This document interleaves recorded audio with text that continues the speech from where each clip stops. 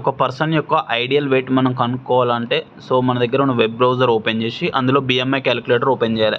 So BMI calculator open చేసినప్పుడు ఇక్కడ second ఉంది కదా BMI calculator. BMI means body mass index. ఇక్కడ మన యొక్క ఏజ్ని బట్టి నెక్స్ట్ మన హైట్, మన జెండర్ని బట్టి మనం ఎంత వెయిట్ ఉండాలి ఐడియల్గా అనేది చూపిస్తుంది. సో ఇది నా డీటెయిల్స్ ఇచ్చేస్తున్నా. సో నాది 27.4 కిలోగ్రామ్ పర్ స్క్వేర్ మీటర్ ఉంది. సో ఓవర్ వెయిట్ కేటగిరీలో ఉంది నాది. సో ఇక్కడ ఫస్ట్ చూస్తే అది రేంజ్ ఉంది. సెకండ్ చూస్తే 54.4 to 74.8 kgs ఉండాలి నేను జనరల్గా, బట్ 82 ఉన్నా కాబట్టి ఓవర్ వెయిట్లో చూపిస్తుంది. సో నేను 7.2 kgs తగ్గాలి ఐడియల్ వెయిట్కి రావాలంటే.